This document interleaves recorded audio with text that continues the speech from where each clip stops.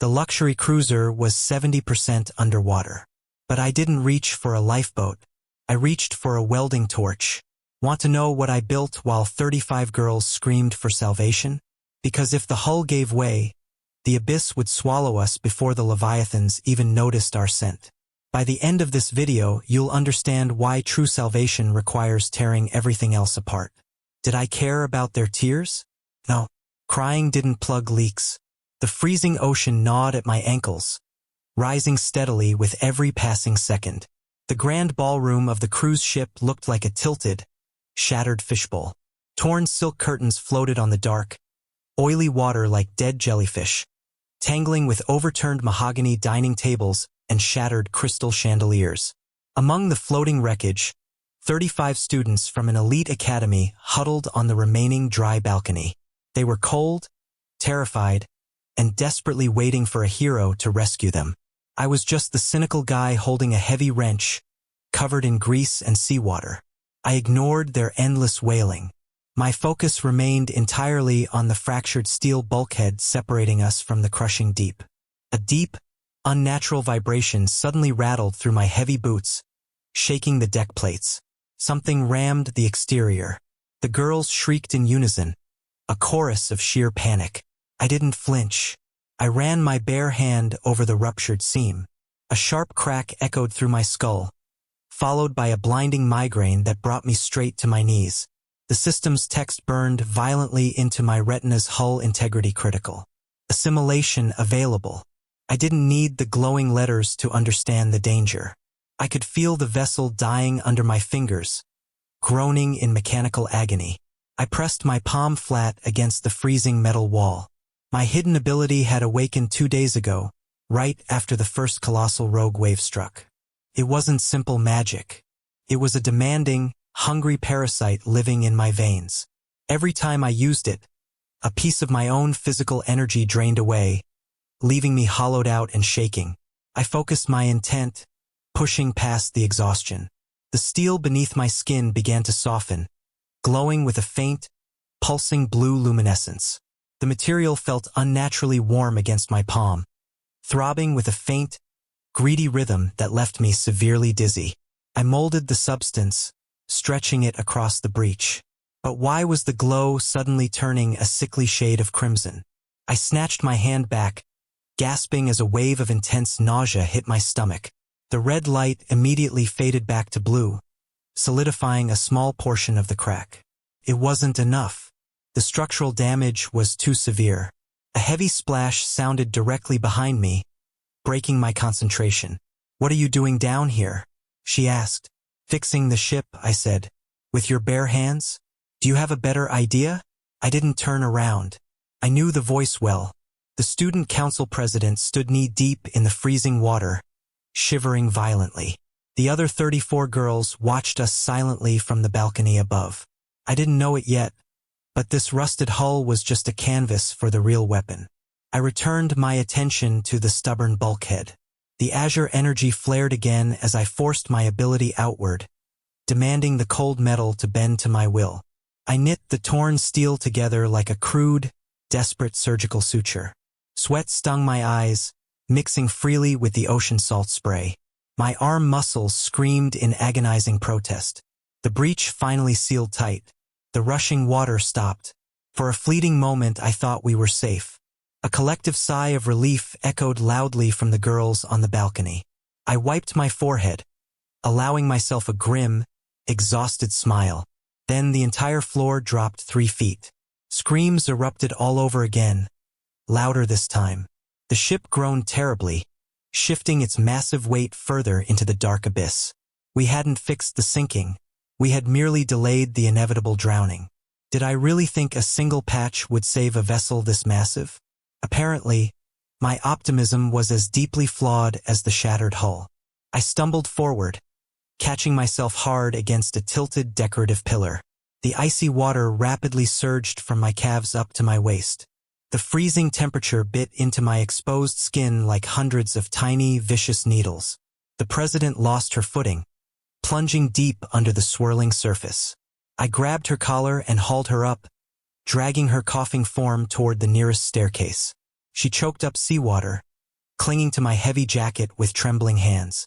I pushed her up the metal stairs toward the others, my mind racing through grim calculations. The situation was mathematically impossible. The ship weighed thousands of tons. My ability could only manipulate a few square meters at a time before I passed out from sheer exhaustion. There was no way to rebuild the lower deck fast enough to stop the sinking. We were going to die down here, dragged into the lightless deep. Wait, let me rewind. Because I lied about something. I said I was trying to save the cruise ship. I wasn't. I looked at the system interface still hovering steadily in my peripheral vision. I wasn't going to fix this civilian vessel. I was going to scrap it entirely. The glowing blue text expanded across my vision, offering a brutal choice I had ignored until now. The girls above were crying, praying for a rescue helicopter that was never coming. I wiped the salt water from my eyes, letting go of my humanity, and made my decision. I told the system to assimilate the wreckage. I wasn't fixing a luxury liner. I was cannibalizing it.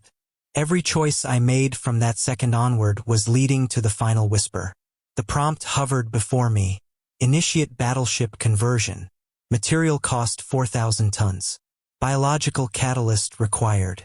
I ignored the warning and confirmed the command. Pain flared through my entire body. It felt like my bones were vibrating at a lethal frequency. I gritted my teeth, tasting copper. The blue light didn't repair the hull this time. It devoured it. The steel melted like wax, shifting into thick, heavy armor plating. But what exactly was a biological catalyst? The icy water around my knees began to boil fiercely. Steam filled the flooded grand ballroom. The ship was violently restructuring itself beneath our feet. I climbed the rusted stairs, leaving the submerged deck behind. The 35 students were huddled tightly together on the upper observation deck, shivering in their ruined designer clothes. The president stepped forward, her eyes wide with terror and anger. I figured out why the crimson light had appeared earlier. It wasn't a malfunction. It was an extraction process. But if the system was feeding on my energy, why were the girls suddenly clutching their chests in unison? What did you do? She demanded. Upgraded us, I said. The ship is shaking apart. It's evolving. I didn't offer a longer explanation. Explanations wasted oxygen. The violent shaking finally ceased. The deck beneath us broadened significantly, turning from polished teak wood to cold, military-grade iron. Gunmetal gray replaced the elegant white paint. The system chimed softly in my ear, sending a sharp jolt of electricity down my spine.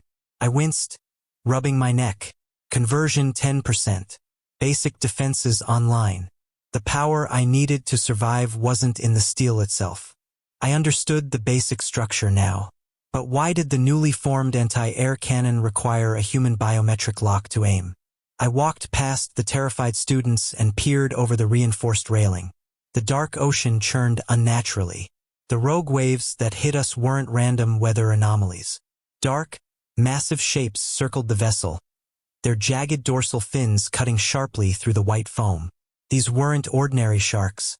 They were abyssal Leviathans. This wasn't about surviving a shipwreck anymore.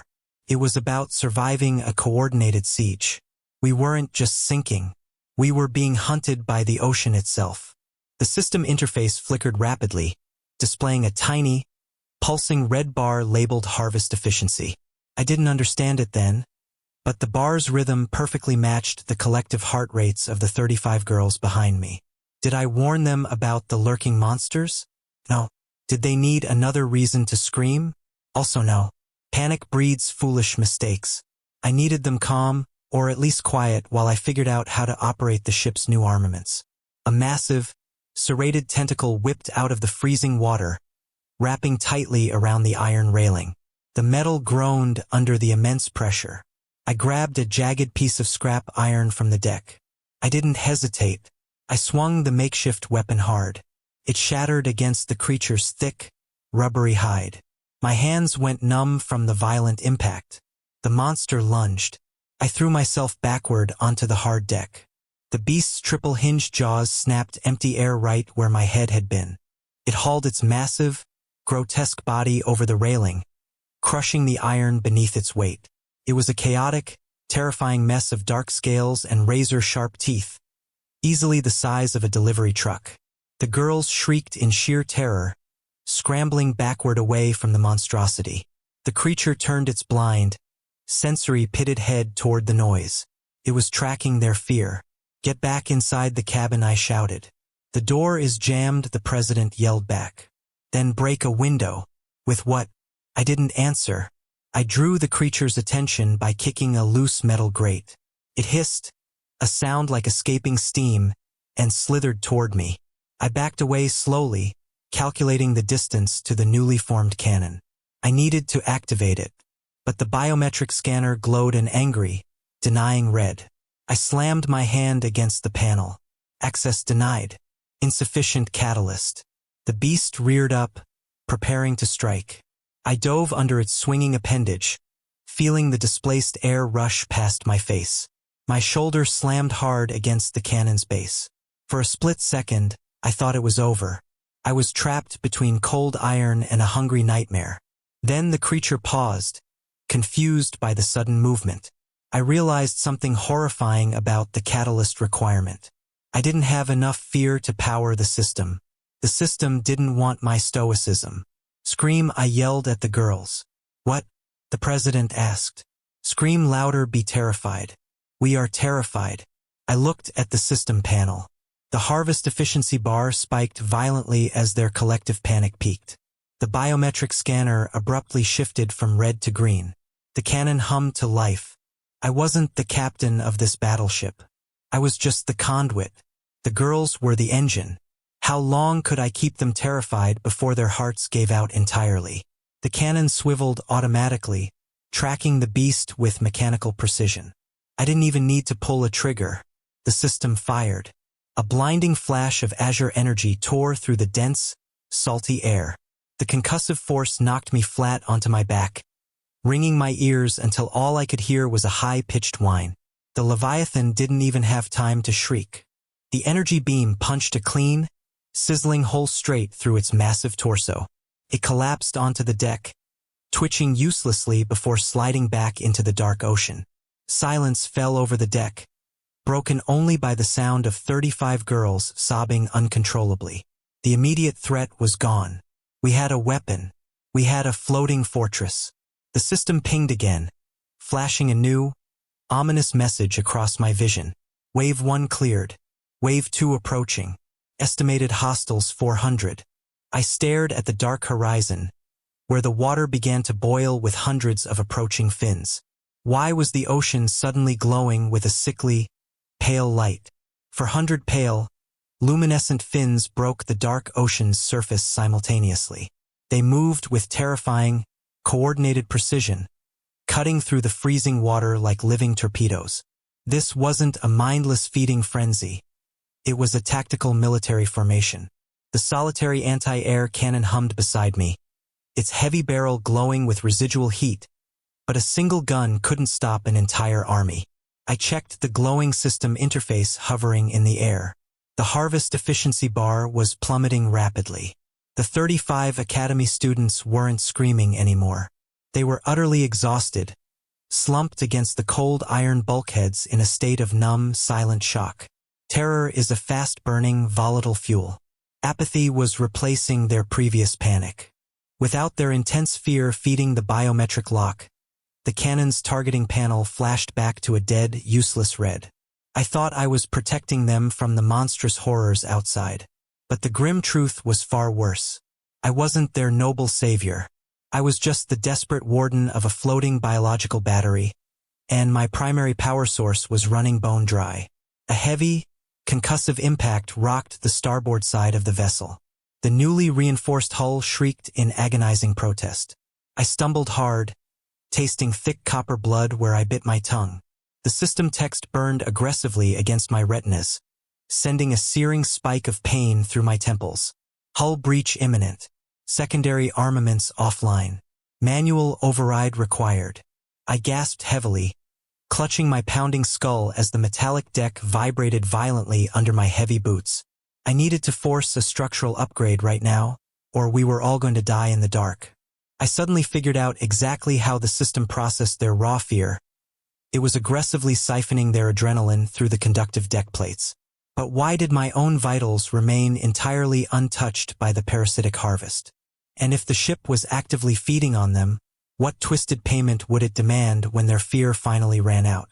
Every desperate choice I made during this brutal massacre was leading straight to that one final, devastating whisper.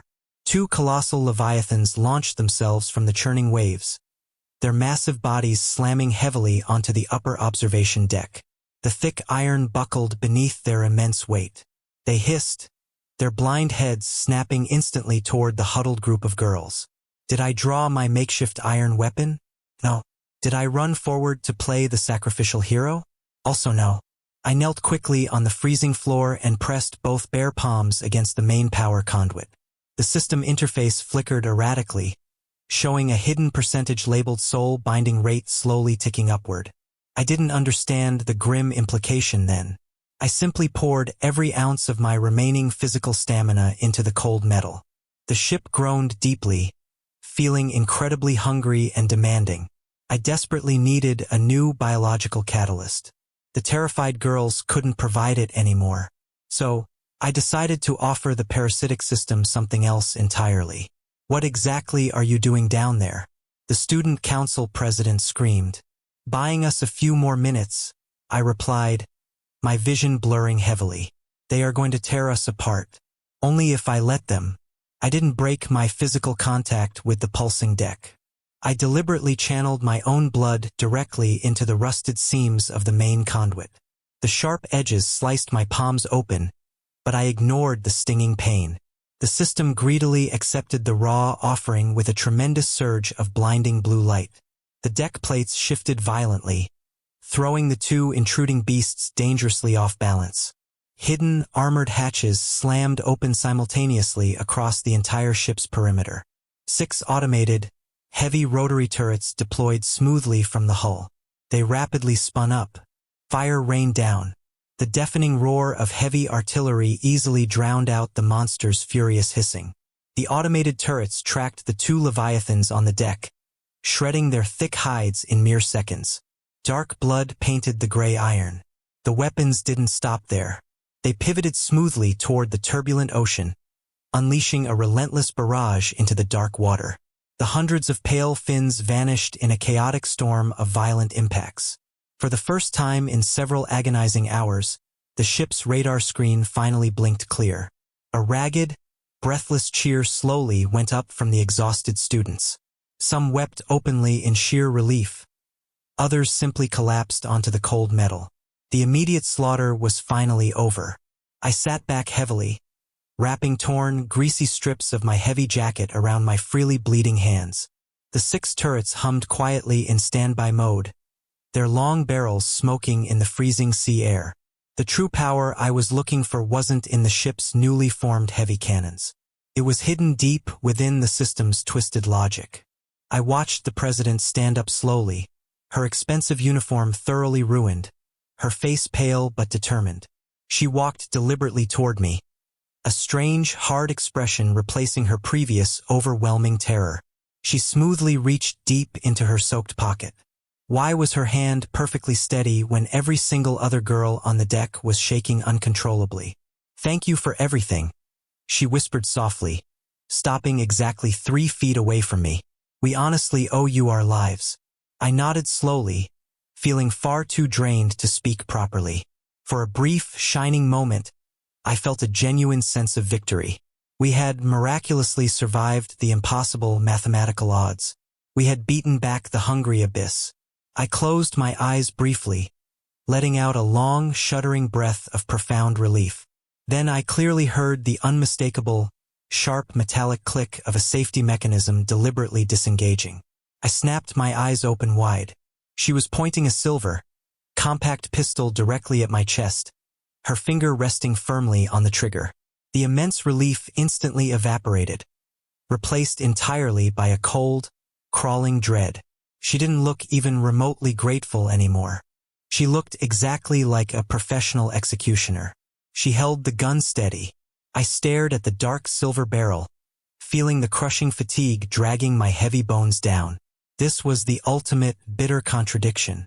I had just willingly sacrificed my own warm blood to build an impenetrable floating fortress for an enemy. The remaining 34 students watched us in complete, chilling silence. None of them moved a single muscle to intervene. Why were they suddenly so compliant? Did they know about this execution all along? "Drop the weapon," I said. "You weren't supposed to survive," she replied. "I saved us." "That's exactly the problem." Her finger tightened visibly against the cold metal trigger. The interface flashed a critical warning: biometric lock transfer pending. I finally understood the terrifying truth about the harvest efficiency gauge. This cruise wasn't a tragic maritime accident. It was a calculated initiation rite designed by the Academy itself. The jagged monsters circling in the freezing water below weren't mindless beasts. They were previous, failed classes from our elite school, mutated by the abyssal energy. She wasn't merely trying to silence me.